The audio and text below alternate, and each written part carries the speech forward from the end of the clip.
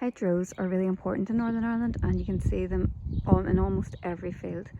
They act as a boundary for the farmer to show where one field stops and the other field ends.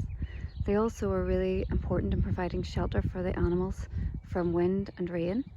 They also prevent animals from neighbouring fields to mix with each other. They form like a barrier, but most importantly they form a really important habitat for loads of different organisms, whether that be birds or insects or small mammals.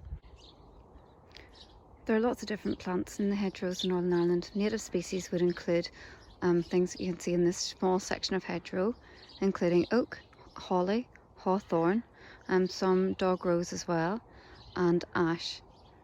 You'll also get beech, blackthorn, and whin will be another one that is quite obvious in hedgerows. So sometimes at this time of year the hedgerows don't look just as healthy. They get this webbing present on them, which basically looks like it's caused by a spider, but if you look really closely, it's caused by caterpillars.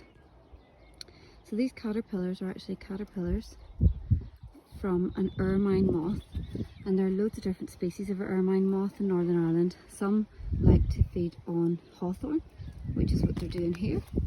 Others like to feed on our apple trees, which are a bit more of a pain. So basically, the eggs of the moth are laid on the hawthorn, then they hatch out into the larval stage of these caterpillars, and the caterpillars then basically decimate the hedge. So you can see how much they've eaten of it already. They basically decimate the hedge, and as they're doing so, they form this webbing, and that helps to protect them a little bit from predators. And the other thing that protects them a little bit from predators is the fact that there are so many of them. There will be hundreds to thousands in this small section of hedgerow.